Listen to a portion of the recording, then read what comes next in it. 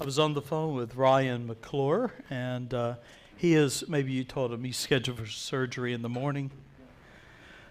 All right, let me talk this down. Where is it? Where is it? Yeah, hang on a second. 1, 2, 3, 4, 5. Is that okay? Louder? That's good? All right. What did you say? I knowing Ryan, I don't think so. One nice thing about being young. Yeah, I know. It's on his hands, his arms, and his legs. So we'll have to see. Good spirits, just in a lot of pain. Proverbs 30.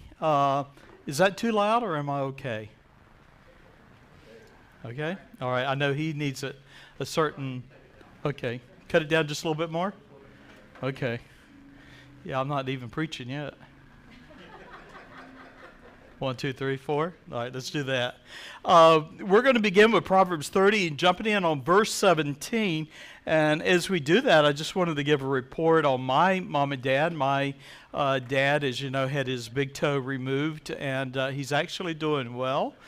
They sent him home the day after.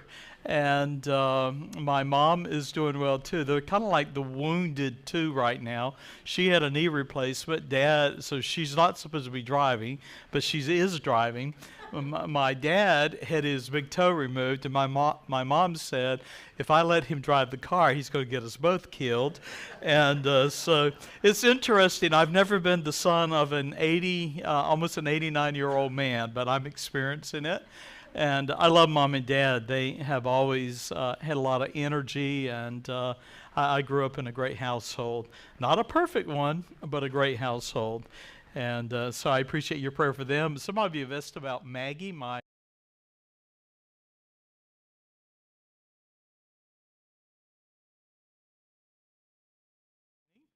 and that's a blessing as well. So let's dive into this, all right? We're going to look at what has been probably one of my most popular devotionals on Heart of a Shepherd, and that's on Proverbs 30:17. It is not an exaggeration to say probably almost every day I will have something like 30 or more people looking at Proverbs 30 verse 17 online all over the world, and I'm not sure what it is, but they've been drawn to it. So let's go through this. Here's my submission to you on verse 17. Rebellion. The eye is the window to the soul. Proverbs 30, verse 17. The eye that mocketh at his father. Now the word is mocking is to deride or to scorn his father, and despiseth or rejects to obey his mother.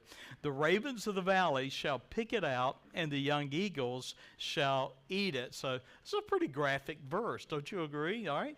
So let's look at a couple of thoughts. Here's the first one. Is the attitude. What is the attitude? The attitude is one of what? Rebellion, right? So we've got a son, might be a daughter. Well, it says his father, but that's been added. You'll notice in italics there. So the eye that mocketh at his father, that disobeys to his mother. So let's talk about eyes for a minute. And I'm going to jump ahead, and I'm going to give you some eyes here, all right? When you look at those eyes, and they call these little guys here emojis, all right? And I find it so fascinating that with texting and all, in fact, they're saying texting has replaced emails now almost. It's just so much more popular than emails. But when you and I look at these emojis, we do get a message, right? How many of you use an emoji on your text? Okay, several of us do. So we know that it indicates. How many of you have ever used the wrong emoji on your text? Any of you? Send one with a little heart and it went to the wrong. Oh boy. The bad thing with the text is once it's gone, you can't get it back, right? If you know how to get it back, let me know, all right? But I won't take time looking at these different expressions, but they communicate. We communicate with our eyes. I go by Dunkin' Donuts somewhat frequently. I can't eat donuts, so don't think I'm doing that. I get eggs and a coffee. That's what I always get. I don't get any bread, none of that stuff. But I noticed the girl that is at the window. She could smile with her eyes. You know what I mean by that?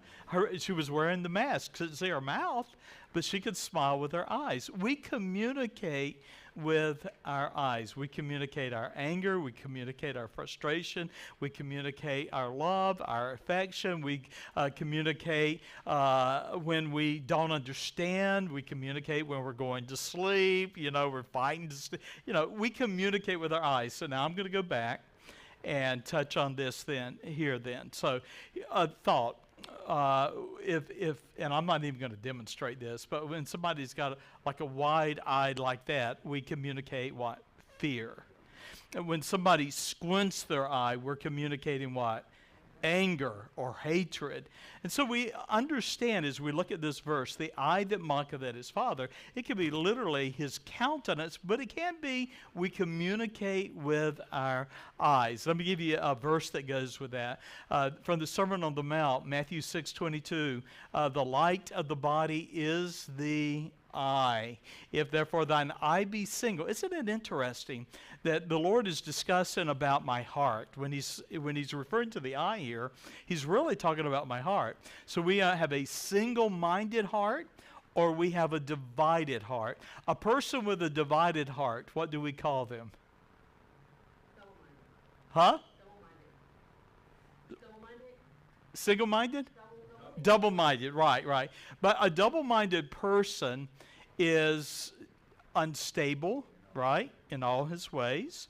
A double-minded person is a hypocrite. They wear two faces. In some of the Greek plays, they would have masks that they would use to portray the same actor, but he puts on a different mask to portray a different part. You might have seen maybe at a Shakespeare play or somewhere, and they'll have the two faces, one that's smiling and the one that's sad.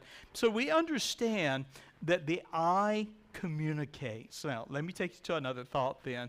Here's an observation. A look in the eye can tell you about someone's emotional state, right? When you were raising your children, some of you are still raising your children refusing to look at you when you're talking to them.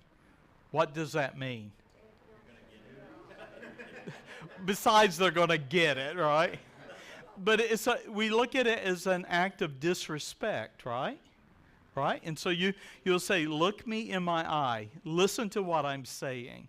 And so we understand the importance of the eye. Now, here's not a trick question, but can you trust your evaluation of what somebody is saying with their eyes? No, right. So we get an insight into their emotional state, but we can't go on the fact that what we are translating is accurate. You know how you can know what somebody's thinking? By them telling you. There's no mind readers. We can't read your mind. You have to express with words what you're thinking, what you're feeling. I mean, I might look at one of you and think, man, he's upset. You might have indigestion, right? Or somebody else is sleepy-eyed. Well, you might be on a medicine, and that medicine's making you go sleepy. So I just wanted to say that. But now I'm going to come back, not to negate it, but I've worked with people for years, working with teenagers for 17 years, and I could look at the eyes of most teenagers and tell you whether they were a rebel or they were sincere or true.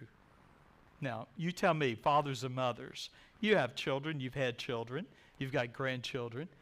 Can't you look at their eyes and because you know them, you can understand what's going on in the soul? Do you agree? Anybody want to give an illustration? I won't mention your name online, so you could just talk freely. No? Yeah. learned yet how to be a professional hypocrite. Ooh. They haven't grown up enough to be mature to be a professional politician. So, right. True. That's, that brings me to something I wanted to say to you. I have it on my website, but I don't have it here. But I grew up with a bunch of cousins, probably, 16, 17 of us. And some of my treasured pictures are of all of us cousins on the ground and happy. Well, now I'm 65. And I can look back in those little faces, and the innocence is gone. And sorrow has replaced it. As we go through life, life etches on our faces our experiences, our disappointments, our joys. It carves its way onto not just our hearts, but even on our faces. Somebody else raised their hand. Yes, Steve. Yeah, my youngest son, when he was, 5 or so, when he had done wrong and he knew it, he would literally just cover his eyes like this or something. He can't see you, so you can't see him. So it wasn't that his eyes were telling, but he knew his eyes were telling. Which goes back to when you're young and you're innocent, you're more transparent. Anyone else before I move on? Let me give you a third thought that goes with this. Consequence of rebellion. I wanted to put this in front of you. And as you look at Proverbs 30, verse 17, what is the consequence or the effect of rebellion? What is it? Ravens of the valley shall what? Pick out the eye. The young eagles shall eat it. Pretty graphic, right? The description there is one of destruction, one of death, one of sorrow. I'll give you another verse, if you would allow me. Matthew 13, verse 15. This people's heart is waxed gross. Their ears are dull of hearing. Their eyes they have closed, lest at any time they should see with their eyes, hear with their ears, and should understand with their heart, and should be converted, and I should heal them. So what he's talking about are a people, the Pharisees, that have closed their heart. So let me ask you tonight, if the Lord did an open heart surgery on you tonight, what would he find? An open heart or a closed heart? It's a scary thing when you think about the heart and how we can seal it, lock it, shut it down. We can become devoid of emotion. Back to my illustration with pictures.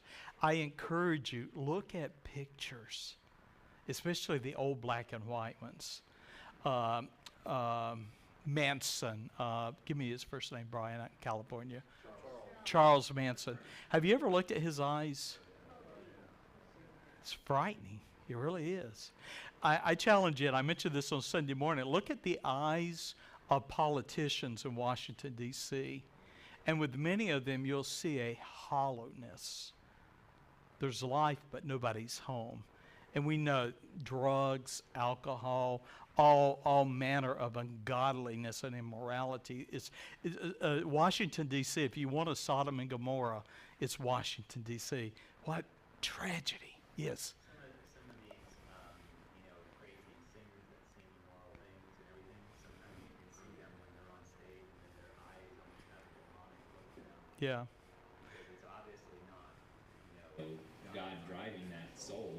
They're being taken by the devil. Well, well, go back to the whole idea of pharmaceutical, and which I think drugs in our culture is a open door to demonic activity and evil spirits, and the heart is desperately wicked, and who can know it?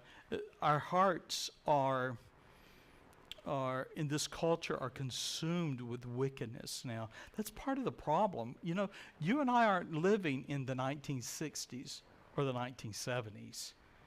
That era is gone. We're living in a culture that is devoid of conscience. They are, Matthew 13 and verse 15, and it's frightening. One thing I've told parents, I'm going to hit the air down just a little bit. One thing I've told parents over the years at Hillsdale and even in our school is that your child is not born sinless, but they are born innocent. And as a father and as a mother, you'll determine how much of that innocence is going to be shielded from the wickedness of the world. And I urge you to realize, not just for children, but for you and me as adults, it's very easy to give our eyes to something that will, in effect, destroy us.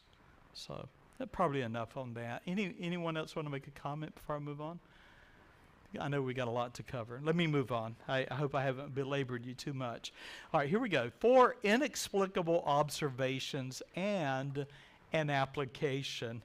I don't know how many hours I work on these kind of lessons. Probably at least 30 hours going into this today, and then the PowerPoint that goes with it.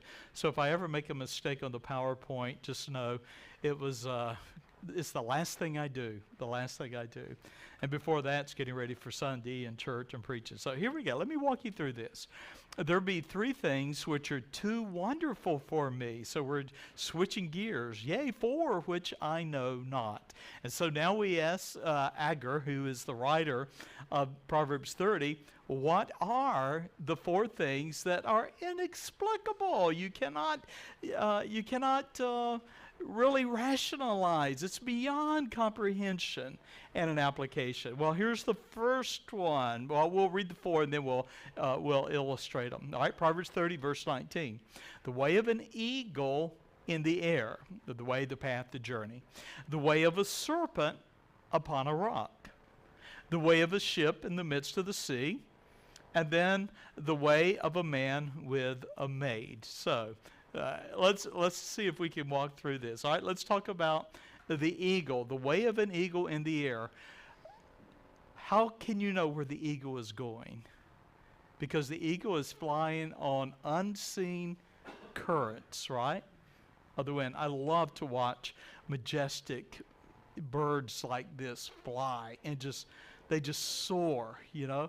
Have you ever, when I lived up north, I don't see it so much down here, but when I lived in Michigan, we would have the seasons where the little birds, I don't know if they were sparrows or what they were, but I think they flew to Argentina.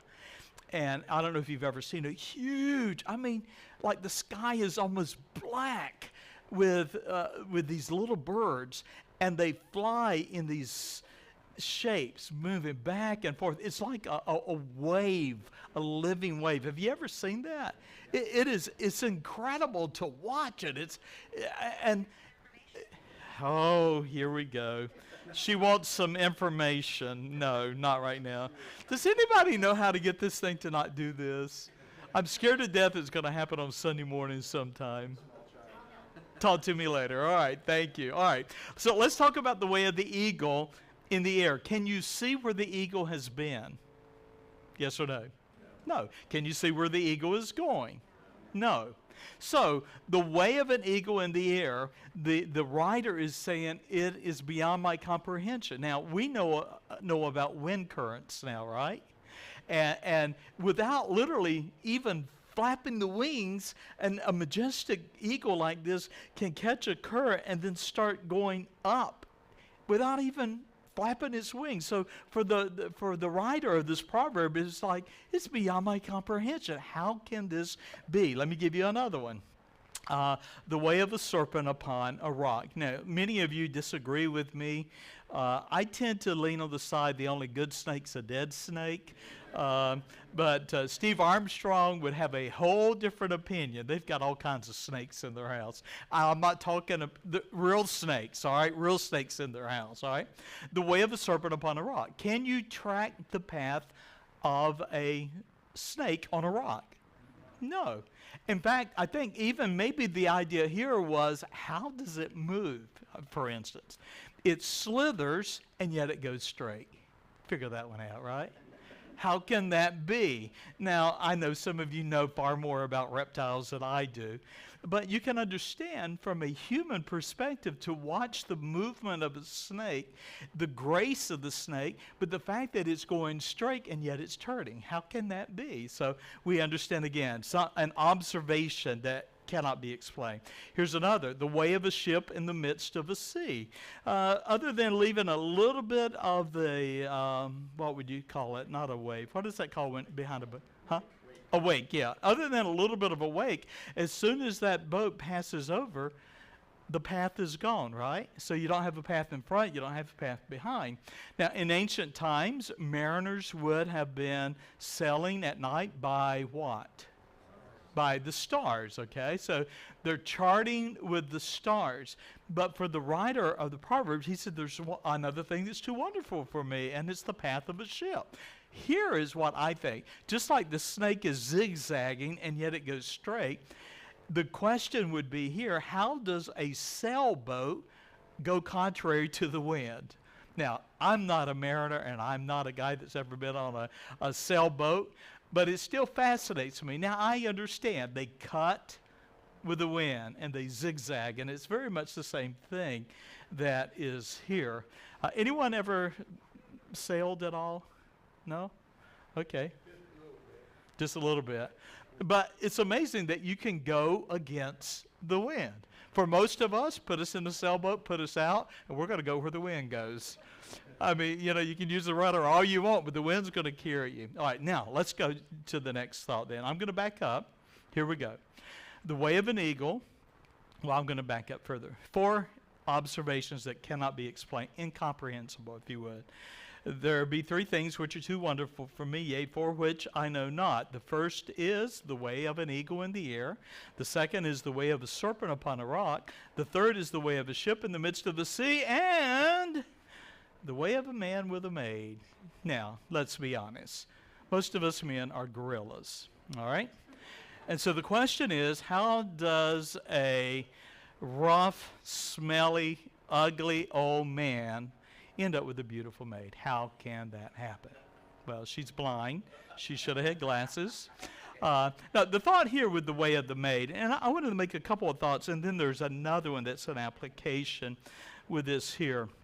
So he's used 3 things. He's used the eagle, he's used the serpent, and he's used the ship. And he says, it's too wonderful for me. I cannot understand it. And then he comes to the way of a man with a maid. Now, here's the thought. If you look at history, the greatest, the most powerful leaders in history have been brought low by a simple maid.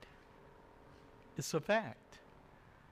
The power and persuasion of the feminine part of our race. Modern women have given up their power. They've given up their power of persuasion.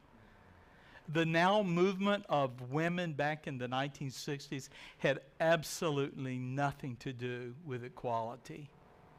It was to be the demasculinating of man and the masculinity, if that's the correct word, of women. And that's how we have homosexuality epidemic today. Total corruption, wickedness. The power of a maiden. Someone has said the hand that rocks the cradle, what? Rules the world. Sadly, the rocking of the cradle now has been given over to all kinds of entities, and it's a great tragedy. Let me give you a couple of thoughts on this, and then I'll let you respond to it. Two negative applications. The one is the mightiest men and rulers have fallen before the beauty of a maiden. But at the same time, I'm going to turn it around and say a young, naive daughter can be swept away by a strong, ungodly, foolish young man. And who can understand it?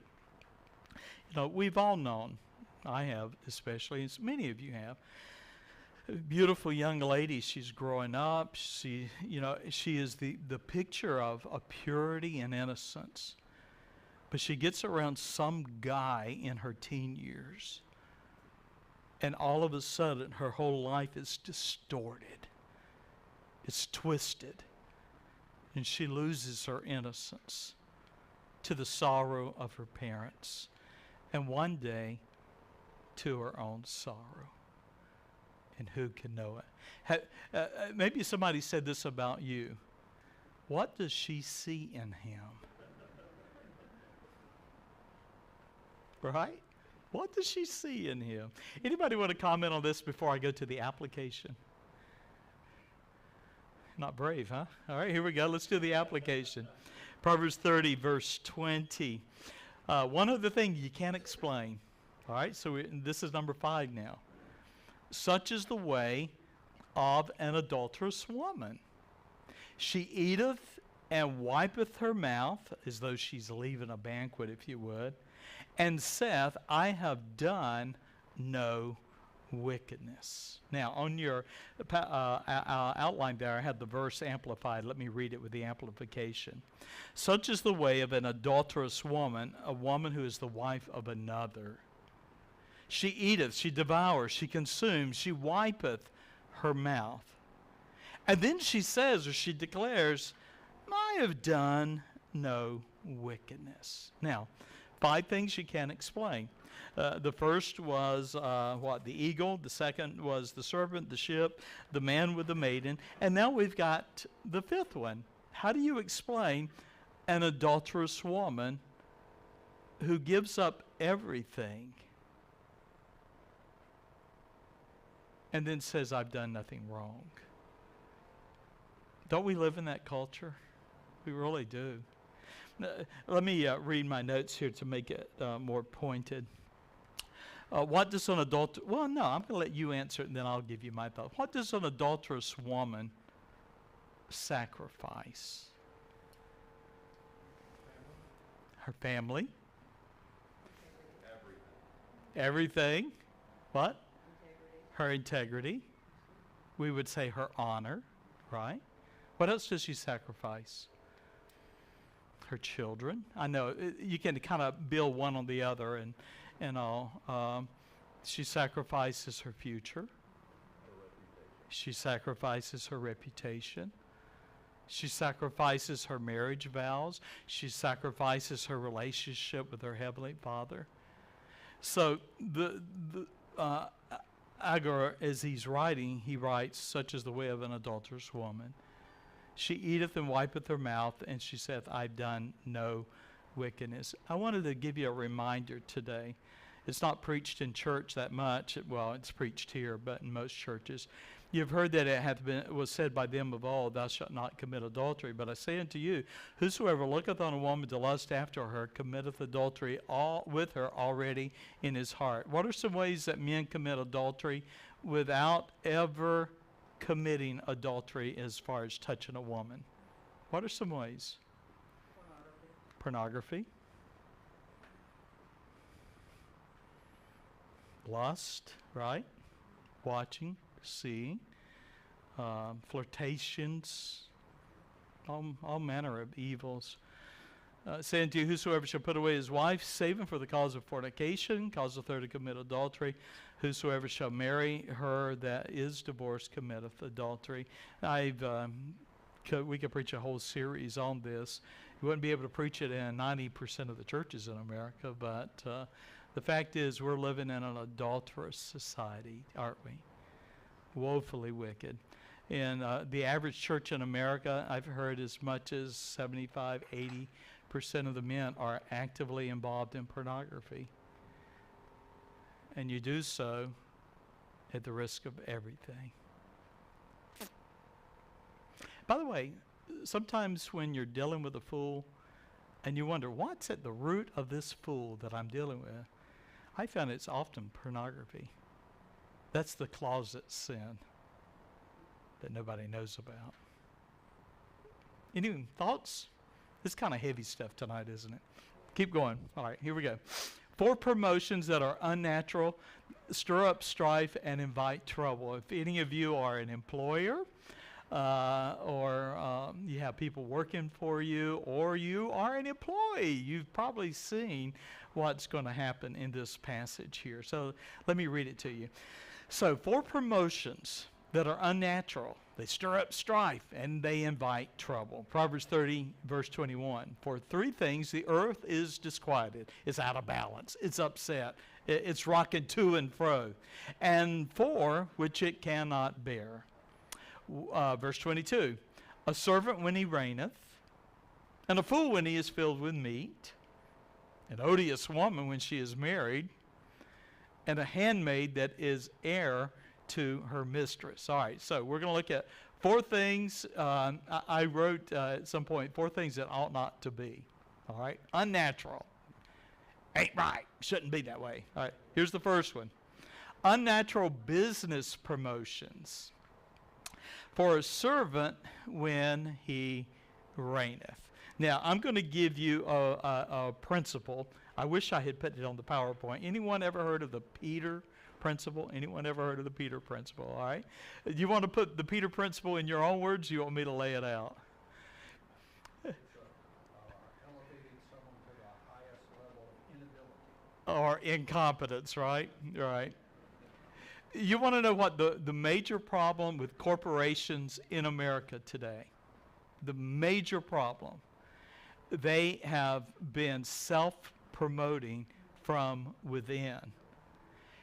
And so they keep promoting people until they finally get them to a point of incompetence. So a major corporation can end up with a board and leadership that are absolutely incompetent.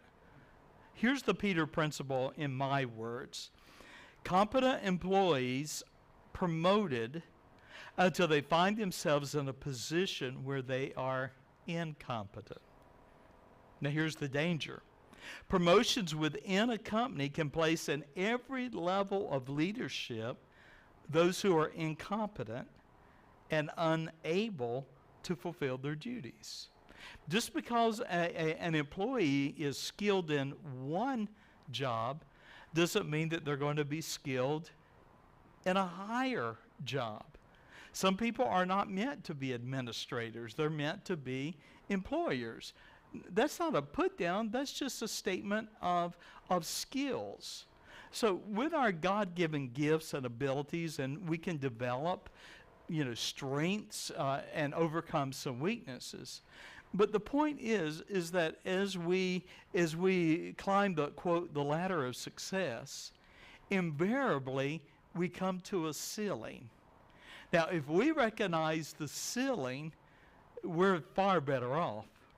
But if we don't recognize the ceiling of our skills, our talents, and abilities, what happens is not only the next step is one of failure, but also one of frustration. You get that? You understand that? So when you're promoting, and some of you are employers and all, and I know that, and I'd love to have you weigh in, but you have people with skill sets. It's just natural skill sets. You're gifted in different areas, and as you promote people, you have to understand that not everybody is going to fit that job. And if you put the wrong person in the wrong job, it's going to mean a disaster for your company. So in American corporations, and by the way, politics, look at our politics right now. I don't know about you, but I wouldn't give the president the key to my truck to drive it home. I'm just saying. I'm just being honest. Would you? Or I would want Nancy Pelosi to have a sobriety test before she drives my car. If you look at Washington, D.C., we have incompetence all over the place. The whole bureaucracy is incompetence. It's just tragic what has happened to our nation. And there's these deals that are made, with the politicians to work their way up. And sadly, we're all paying for it. You wouldn't give me the keys to your truck, I wouldn't lend him my bicycle. Well, this is true. He did wreck even on his bicycle. What was he doing? Going to get an ice cream or something? I don't know what he was doing. Yeah, go ahead.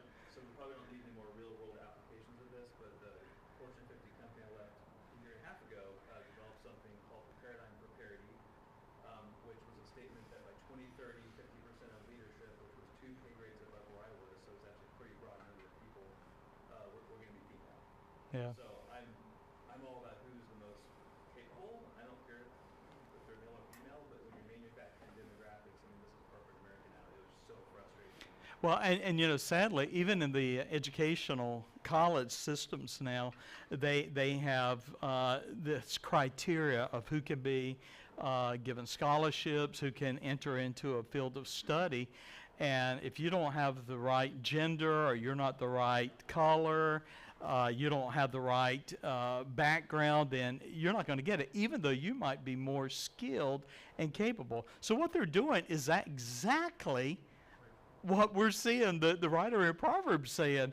He says, you know, for a servant when he reigneth, and a fool when he is filled with meat. I'm going to go to the next one in a minute. Anyone else want to jump in? Yes. I just, from personal experience, the company that I used to work for 30 years, they went to a program. We had some great salespeople in this company. And what they did was they took these great salespeople and they promoted them to be over other salespeople. Management or But something, they're yeah. not out there selling anymore, and they really didn't have the right attitude towards the new salespeople that came in, and they lost a lot of business like that. And the people that they promoted to be the sales, they couldn't cut it and they fired them. Yep, there you go. Yes. In my professional career, I worked for the federal government when we, Bless your heart. I was a nurse in the VA. That is a good thing. And the government, after you had your, when the nurses came in, after you had your trial period, you couldn't be fired. Mm. So Which is the same thing in the colleges across America. when you had somebody incompetent in your area, they would just move them, and you couldn't move laterally, yet you had to go up, I mean, horizontally. Yeah. So they would, you know, so they kept Promoting incompetence. these people that were so Yep. Someone else. Anyone else? Yeah, in the back. Well, as somebody who just went through an interview process and actually spoke with HR for a large global corporation, they're not allowed to ask any skill-related questions anymore. And a storyteller has a better chance of getting a job than somebody that is actually skilled, because it's, you know, how clever are you with the answers? How, You know, how good of a story can you tell? And they're not actually allowed to ask anything that means anything or is actually verifiable anymore. So We're in just trouble, saying aren't we? whatever want to say. you can make yourself out to be whoever, and They can't say or do anything about it. Yes. On the other side, when we're giving references, we can give their position and their time of employment, and that's it. We can't give any opinion about what they did or didn't. What if they're a really good employee, though? Would you give it then? We're not able to give anything because of the potential of lawsuits. So we can verify their position, when they left, and their dates of employment, and that's it. You can talk about their success. Yeah. I was in retail for over 30 years, and most of that time was management. One of the companies that I was a manager for an actual store, the general manager for the store, had a senior VP that was in charge of like 12 stores, who had never run a store in his life. Got the job because he knew somebody who knew somebody who knew. I lasted a year with him, and then I quit. Yeah. I was running a store.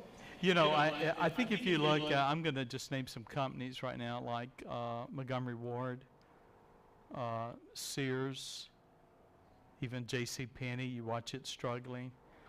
All of those became set. They, if anybody should have been able to compete against Amazon, it should have been Sears. They had the network, they had the warehouses, they had everything they needed to go head to head against Amazon, but they did not have innovation, and they failed. Steve? And they created it because they started with a catalog. I know. Yes. Yeah. Who didn't look forward to the Christmas catalog as a kid, right? And they cut all that out. Yeah, but if you think about that, they had every opportunity of success, and they failed. I need to move on. Let's look at the second one here. A fool when he is filled with meat. When you're filled with meat, you are what? Satisfied, all right? So here's a fool that is satisfied. Now, unnatural business promotion. So you promote a fool, he gets to a point that he's satisfied. He has tenure. You can't do anything with him. He's not motivated. He doesn't have an aspiration for anything more than what he has. And he is what? He is a disaster, right? Let me give you I don't think I put it up here. Let me read it to you. Proverbs 21 and verse 20. There is a treasure to be desired and oil in the dwelling of the wise, but a foolish man spendeth it up. I'm going to make a statement. You can quote me on it. I've watched Christian colleges in the last 15 years fail.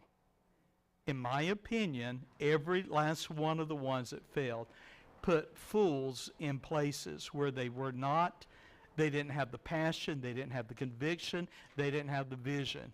And as a result of that, there are good schools that are failing.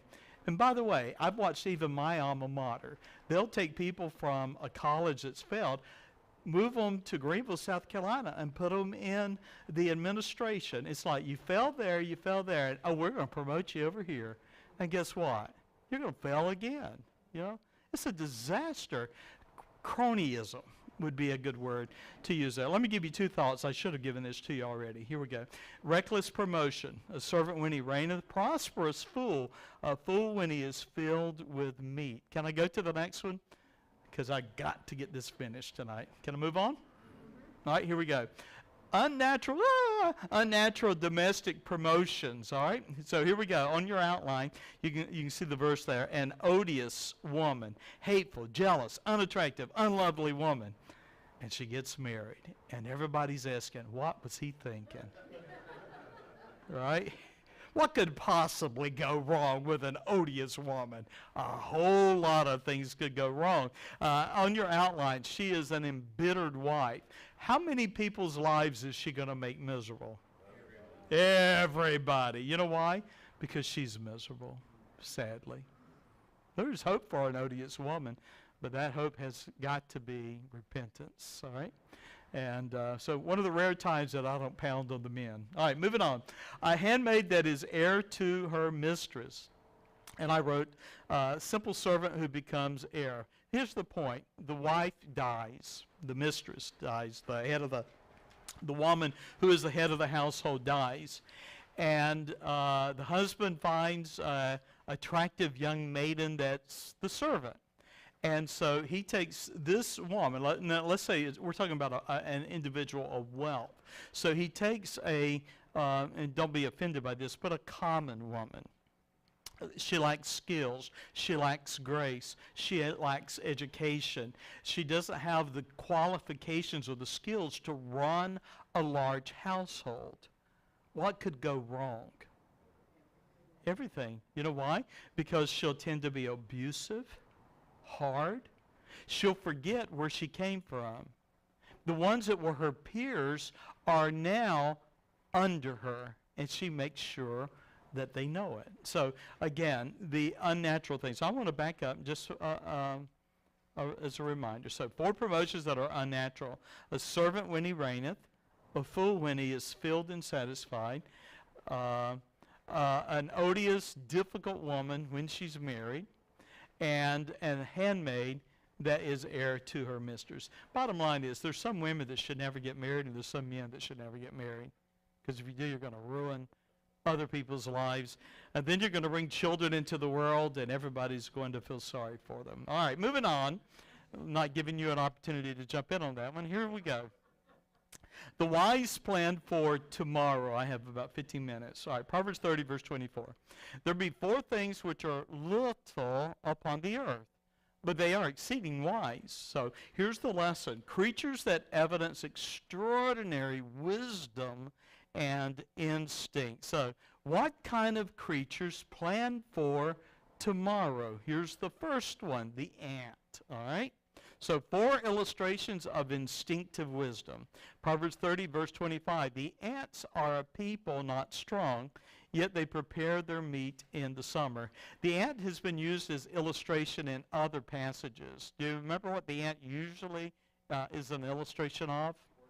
Of workers, right. In fact, I might have the verse. Yeah.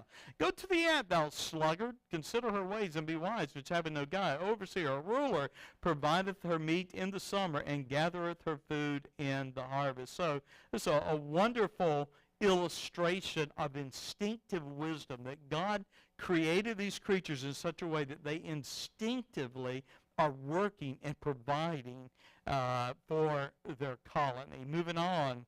The next one, conies. Now, a lot of debate on conies. First debate is, what is a coney? And so most of the passages or books and commentaries I looked at identified the coney as a badger, like a rock badger. So let's see what I wrote on here. Where is that? I need to turn my page, don't I? Yeah, a rock badger essentially is what that is. So, I've seen other commentators describe it or translate it as a rabbit, But a rabbit is really not one that's going to live among the rocks. Agree? Okay, so make their houses in the rocks. So why would this coney, this feeble coney, this animal make its house in the rocks? For what reasons? For protection, for security, for raising its young. It's up on the cliff. It's up in the rocks.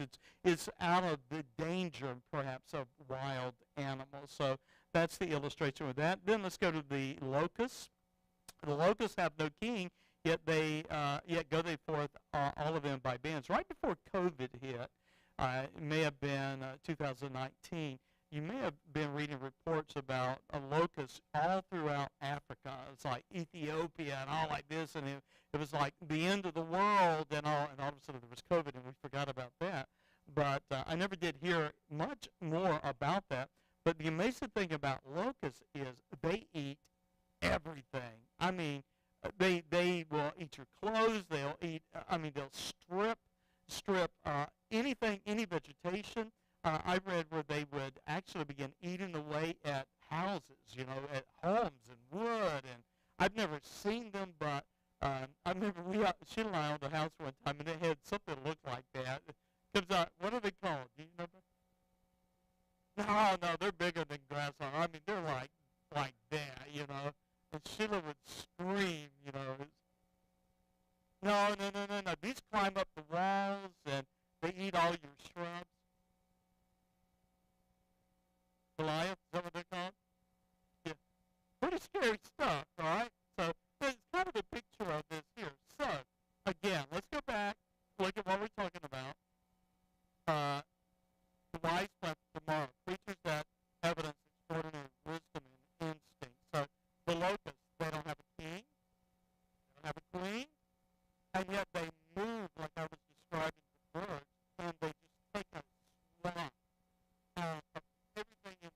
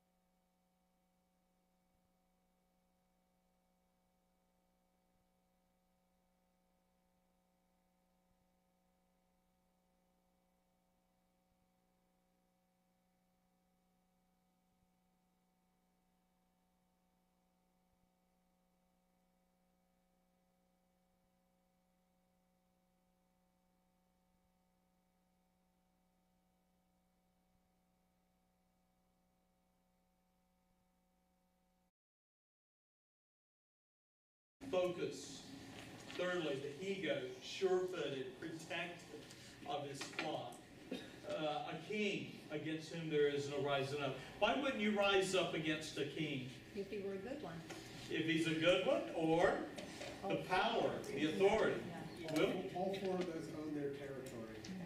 They own their territory. So the point is this: when it comes to leaders, you want a leader that has the courage of the lion, right?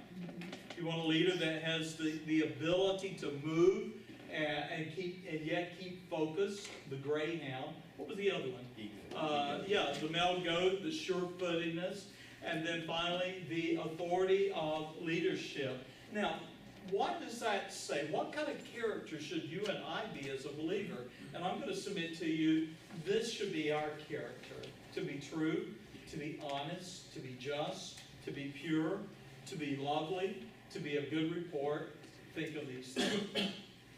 I saw recently, I don't know, one of the social websites, I seldom ever comment, but there was, pastors right now, especially the progressive, quote, Christianity, has been swamped with scandal. I mean, all kinds of immorality and financial improprieties, some of the biggest in America.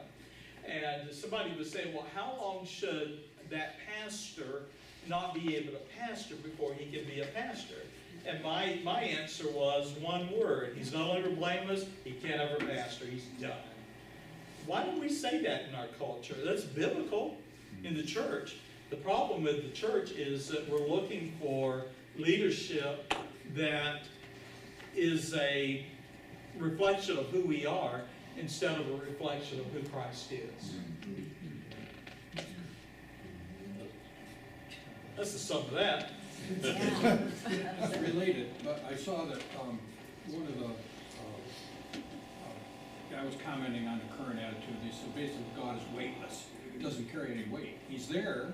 People acknowledge that he's there, but he doesn't carry any weight. Yeah. And he said, it used to be God, he carried the weight, and what he said, that was it, And it's evaporated. Yeah. There's another illustration I can give. I'll give it to you later. All right. Okay, here's another one. Just application and real fast. What happens when a lion has no teeth? What happens? The other one's eating. Gets hungry, but he ain't got no teeth. My point is this. The problem in our churches and the problem in our nation is we have authority with no teeth. Yes. Therefore, we're lawless. Yes. Right. Because the law no longer has teeth. Right. Got it? Yes. Here's last one. Two verses, and I got to close. All right. Warning: despise the authorities in your life at your own risk. I believe verse 32 and 33 is carrying over from the king. Just my opinion. All right. So the king, a king against whom there is no rising up. Don't rise up against the king. Off with your head. All right. So here we go. If thou hast done foolishly, and lifted up thyself, pride.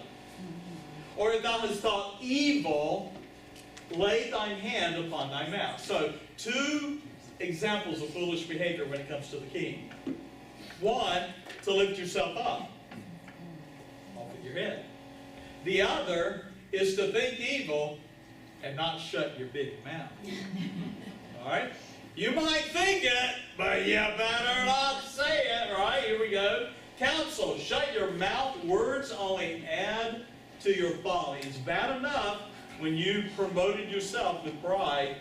It's even worse when you thought evil and you didn't lock your mouth. Don't say it. Now, lastly, Proverbs 30 and verse 33. I watched my grandmother churning butter when I was growing up. Okay, so let me walk you through it real fast. Proverbs 30, verse 33, a lesson in choices and consequences. Surely the churning of milk bringeth forth butter, and the wringing of the nose bringeth forth blood. So the forcing of wrath bringeth forth strife. Each of those two is given a picture of violence or activity. Did you know you can take raw milk in a jar and shake it, and if you shake it long enough, it will start to curdle into milk. Now you gotta add butter. You gotta add a little bit of salt, and I don't know what all of that. I remember my grandmother going in, just a young kid, and my grandmother sitting doing this, and guess who ended up having to do that while she was getting up? You know? It was such a privilege. I was making butter, you know. And then the ringing of the nose, and I could go back and grab Kevin's nose here and give it a good ringing like that. He's probably not going to be happy. Both of those then are a picture of like an activity that is violent. So, the force of wrath bringeth forth strife. And I thought with that, what did I write here? I'm out of time. I'm going to have to end. Violent anger is it. Thank you. I have 1 minute. Let's close. Lord, I pray that you bless this group. Thank you so much for their attention tonight. I pray that we'll leave here as men and women, and we'll look at Proverbs and we'll think, wow, this is common sense in a world that knows no sense at all. Lord, may we be bearers of truth. Thank you so much for the inspiration of your word tonight. In Christ's name, amen. God bless.